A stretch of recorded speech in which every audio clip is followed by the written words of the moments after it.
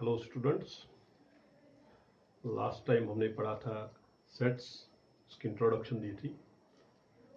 उसके हमने पढ़ा था सेट क्या होता है और फिर उसका हम सेट कैसे डिनोट करते हैं, इसके एलिमेंट्स कैसे डिनोट करते हैं, and then representation of a set. एक सेट को हम कैसे रिप्रेजेंट करते हैं। There are two ways in representing a set. एक हमने पढ़ा था रोस्टर फॉर्म और दूसरा पढ़ा था सेट वेक्टर फॉर्म। ठीक है। और एक चीज मैं आपको बताऊंगा यहाँ पर। सबसे पहले अगर कोई सेट ए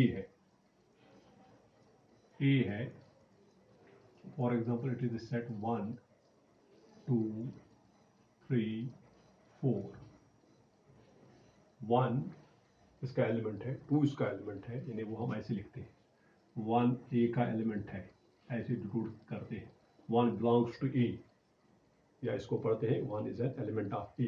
इसी तरह 2 इज एन एलिमेंट ऑफ ए, ऐसे 2 is an element of A, 3 is an element of A, 4 is an, 5 इसका एलिमेंट नहीं है, 5 इज इसमें एलिमेंट नहीं है, 5 डज नॉट बिलोंग टू ए। इसको ऐसे डिनोट करते हैं। कहने का मतलब है अगर कोई x एलिमेंट है, अगर वो a में है, इसको हम ऐसे डिनोट करते हैं x belongs to a, is read as x belongs to a।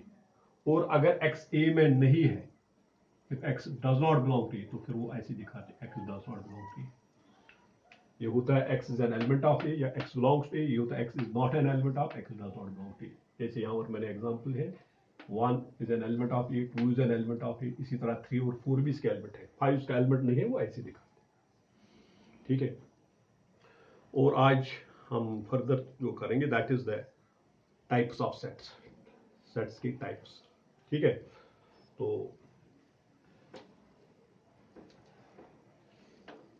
Types of sets,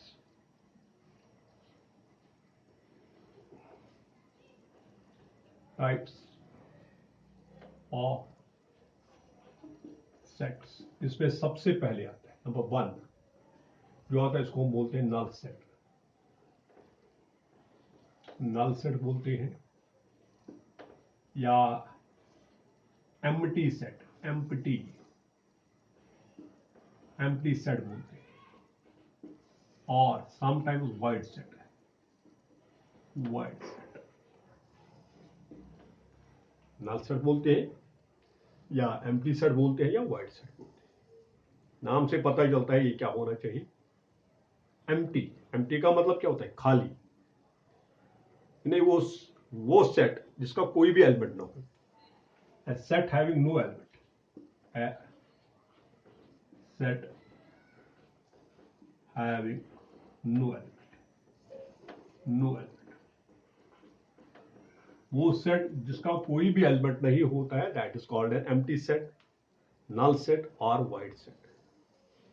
A set having no element is called a null set, void set or empty set। और इसको denote करते हैं, it is denoted by, denote कैसे करते हैं? Denoted by ये 5, इसको 5 बोलते हैं, PHI 5, और या ऐसे डिनोट करते हैं या करली ब्रैकेट्स, खाली, इनमें कुछ भी नहीं, इट इज ऐसे हम डिनोट करते हैं। ठीक है। अब इसके बाद चलो इसकी एग्जाम्पल मैं देता हूं। एग्जाम्पल मैं लेता हूं। Let A be the set x such that x is a natural number, x belongs to n denote करता है नेचुरल नंबर। इसका मतलब होता है x is a natural number, natural number है। कैसा natural number? And 3 less than x less than 4। कौन सा सेट है? x नेचुरल नंबर का सेट है, लेकिन कैसा नेचुरल नंबर? जो 3 और 4 के बीच में लाई करता है। क्या 3 और 4 के बीच में कोई नेचुरल नंबर है कोई?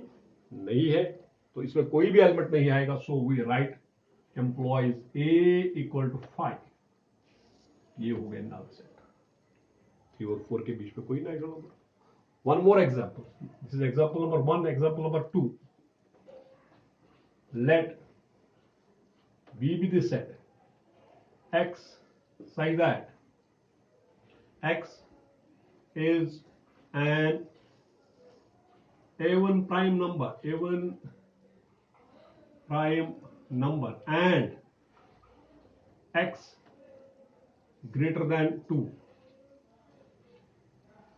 कैसा है x? इवन प्राइम नंबर होना चाहिए और 2 से बड़ा होना चाहिए। क्या कोई even prime number greater than 2 है? इवन प्राइम नंबर एक ही है, वो 2 है। ग्रेटर देन 2 कोई इवन प्राइम नंबर है? नहीं है, तो ये भी आएगा 5। These are the types of these are the examples of this null set। ठीक है, इस तरह से बहुत सारे एग्जांपल्स हैं जो हम दे सकते हैं। अब जो नेक्स्ट टाइप है इसका, that is singleton set. Singleton set, हाँ, बिल्कुल नाम से ही पता चलता है सिंगलटन सेट क्या होगा। सिंगलटन सेट नंबर 2,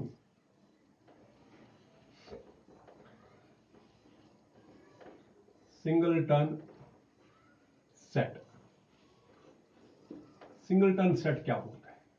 सिंगल, वो सेट जिसका एक ही एलिमेंट हो। A set having only one element, a set having only one element, वो सेट जिसका सिर्फ एक ही एलिमेंट हो उसको बोलते हैं सिंगल सेट। जैसे फॉर एग्जांपल मैं लिखूंगा ऐसे, simple example, a is equal to 5। इससे सिर्फ एक ही एलिमेंट हो गए, ये सिंगलटन सेट हो गए। ठीक है, याद, ये पहली एग्जांपल। दूसरी example, b is equal to x such that x is, जो अभी मैंने लिखा था, a is an even prime number, x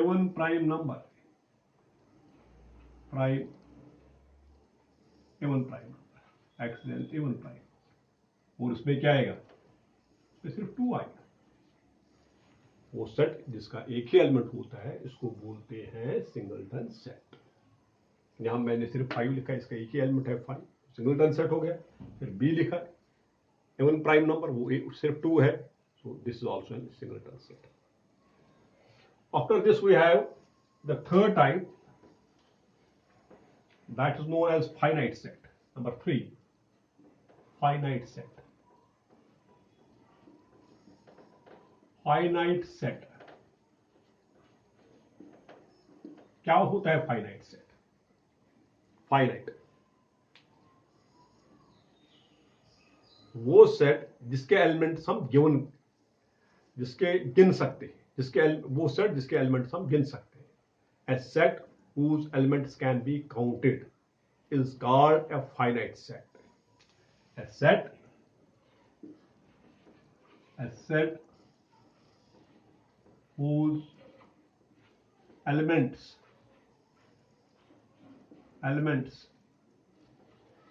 can be counted, उसको बोलते हैं finite set. For example, a is equal to x such that x is the student of our school। x क्या है? Student of our school. हम school के students को count कर सकते हैं, तो इसको बोलते हैं फाइनाइट सेट। या नंबर बी, मैं ये लिखता हूं, x such that x is a natural number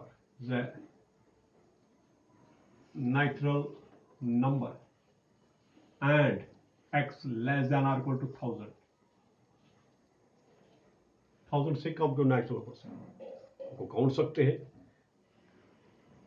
कर सकते हैं, तो this is also a finite set. यानी वो सेट्स जिसके एलिमेंट्स हम काउंट कर सकते हैं, those are known as finite set.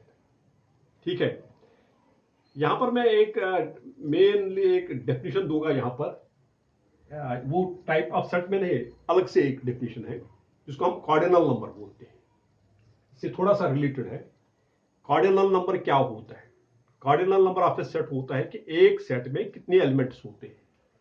Cardinal number, cardinal number, या इसको बोलते हैं ऑर्डर ऑफ सेट भी इसको बोलते हैं। ऑर्डर ऑफ सेट क्या होता है? The number of elements present in a set is called the cardinal number of the set or order of the set. For example मेरे पास एक सेट है ए, ये है a e i o u, set of prime numbers. इसका cardinal number क्या है? Cardinal number होता है number of elements in A. कितने एलिमेंट्स इसमें? 1 2 3 4 और 5, जो ये 5, ये इसका कार्डिनल नंबर है, या इसको ऑर्डर ऑफ सेट में। ये बाय द वे मैंने यहां पर कहा कि इसमें अगर किसी यानी जो फाइनाइट सेट होता है एक्चुअली इसका कार्डिनल नंबर होता है, यानी इसके एलिमेंट्स हम गिनेंगे, जितने एलिमेंट्स होते हैं वही इसके कार्डिनल नंबर होता है। आप इसके बाद नेक्स्ट यानी फाइनाइट सेट, आप इनफाइनाइट सेट। इनफाइनाइट क्या होगा? फाइनाइट होगा, फाइनाइट हो गया जिसके एलिमेंट्स हम गिन सकते हैं। इनफाइनाइट क्या होगा? जिसके एलिमेंट्स हम नहीं गिन सकते हैं और उसका कार्डिनल नंबर नहीं होता है। So number 4, infinite set. Infinite set क्या होता है? A set whose elements cannot be counted, can not be counted. एक सेट जिसके एलिमेंट्स हम काउंट नहीं कर सकते हैं, that is known as an infinite set. बिल्कुल simple. For example, can not be counted, can a set whose elements cannot be counted, इसको बोलते हैं infinite. For example, A be the set 1 2 3 4 so dash। कौन सा set है?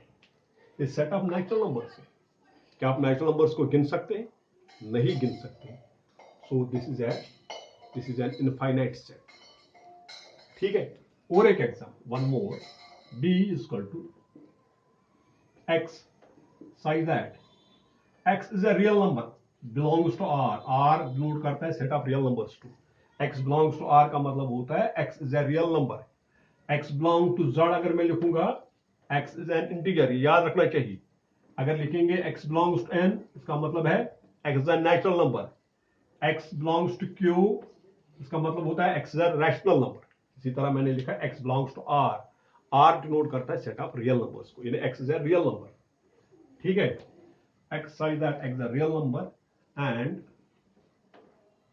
3 या 2 less than x less than 3, ने वो सारे रियल नंबर जो 2 और 3 के बीच में।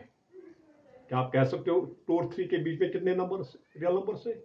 इनफाइनाइट। जैसे 2.1 2.11 2.01 2.001, बहुत सारे infinite number. So this is an infinite set. तो ये होते हैं टाइप्स ऑफ सेट्स। पहला नल सेट जिसका कोई भी एलिमेंट ना हो, दूसरा सिंगलटन सेट जिसका एक ही एलिमेंट हो, फिर है फाइनाइट सेट। फाइनाइट सेट होता है जिसके एलिमेंट्स हम गिन सकते हैं। जो नल सेट है वो भी सिंगलटन सेट है। ठीक है। उसका कार्डिनल नंबर क्या है? 0। सिंगलटन सेट जो है वो भी फाइनाइट सेट है, उसका कार्डिनल नंबर क्या है? 1। कार्डिनल नंबर होता है, क्या होता है कि एक सेट में कितने एलिमेंट्स होते हैं, या उसको ऑर्डर ऑफ द सेट भी बोलते हैं। और फिर है इनफाइनाइट सेट जिसके एलिमेंट्स हम काउंट नहीं कर सकते हैं, यानी उसका कार्डिनल नंबर डिफाइंड नहीं होता है। ठीक है। ये होते हैं टाइप्स ऑफ सेट। अब इसके बाद है टाइप्स ऑफ सेट्स हो गए। Now we have another definition, that is equal sets. Equal sets क्या होते हैं? इक्वल सेट्स, इक्वल सेट्स अगर हमारे पास दो सेट्स हैं ए और बी, ए और बी इक्वल है, if they have exactly the same elements. जो A में elements हैं वही B में भी होने चाहिए. Then we write A is equal to B. A and B are said to be equal, या मैं लिखूंगा यहां पर sets A and B are said to be equal if they have exactly the same elements. The same elements. यानी जो elements ए में है वही बी में भी होनी चाहिए, या जो एलिमेंट्स बी में है वही ए में भी होने चाहिए. ठीक है. Every element of A is also an element of B, और every element of B is also an element of A, and then we write A is equal to B. For example, A is equal to A B C. दूसरा है B is equal to B C A, और एक मैं लिखता हूं C is equal to A C D.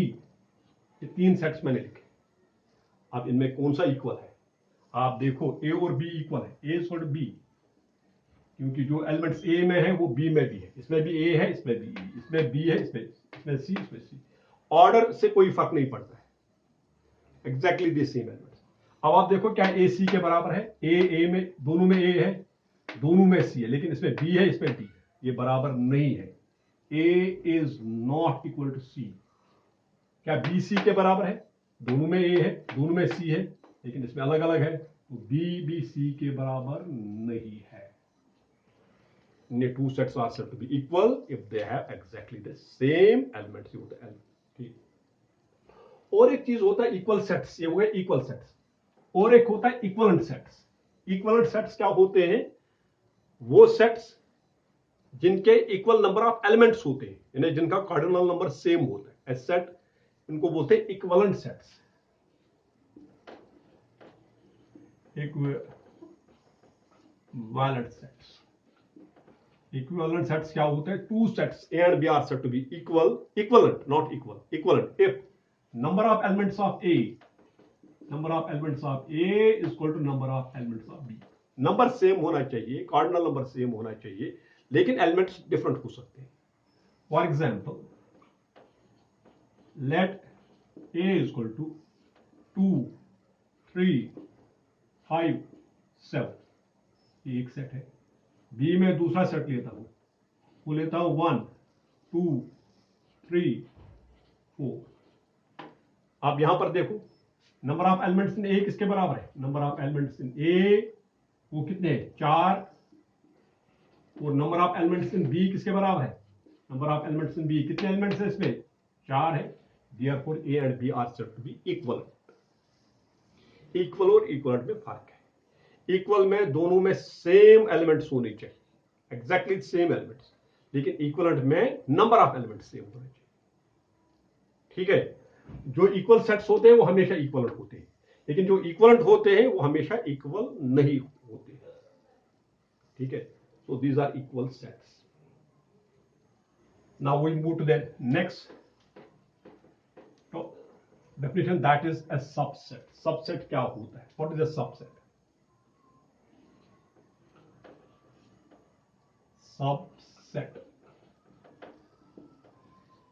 Subset क्या होता है?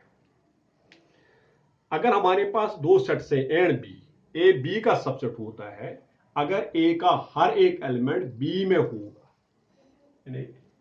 If A and B are any two sets, अगर ए और बी कोई भी दो सेट्स है, A is called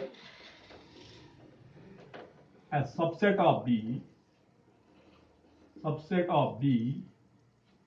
if each element of A is also an element of B. Element of B. अगर ए का हर एक एलिमेंट बी में होगा तो फिर हम ए क्या लिखते हैं, A is a subset of B, और इसको हम डिनोट ऐसे करते हैं, ए ऐसे is a subset of B. ये this is the symbol for the subset notation, A is a subset of B.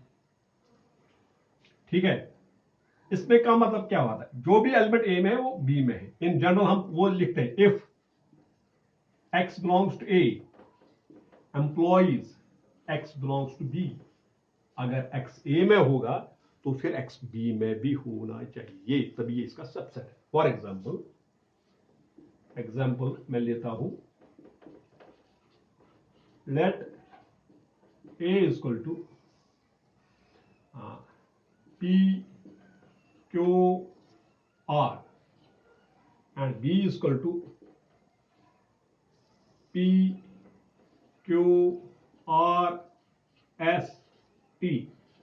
अब आप देखो, ए का हर एक एलिमेंट पी एक पी भी इसमें है, क्यू भी इसमें है, आर भी इसमें, therefore A is a subset of B. A B का सबसेट है। या मैं और एक एग्जांपल लेता हूं, second example,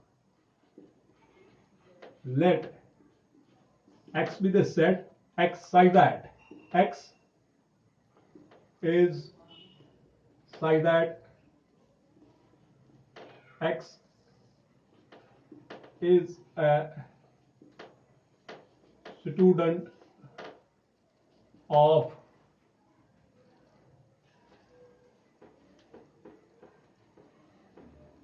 x is a student of 11th class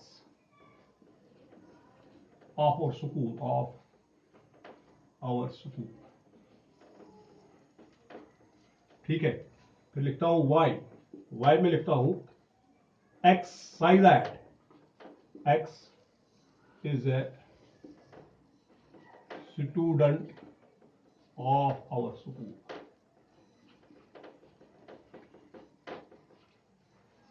जो x है, ये क्या है, student of 11th class of our school. ये 11th क्लास का स्टूडेंट है, और y क्या है, स्टूडेंट ऑफ आवर स्कूल। तो x बड़ा है या y है, y में सारे स्टूडेंट्स आएंगे, 11th हो, 12th हो, 10th हो, सारे स्टूडेंट्स आएंगे। तो लेकिन x में कौन है, सिर्फ 11th क्लास के स्टूडेंट्स। तो जो स्टूडेंट्स इस x में है, वो स्टूडेंट्स किसमें है, y में भी। देयरफॉर क्या आएगा, देयरफॉर आएगा x is a subset of y। Clear, this is known as a subset. ठीक है, तो सबसेट आपको क्लियर हो गया।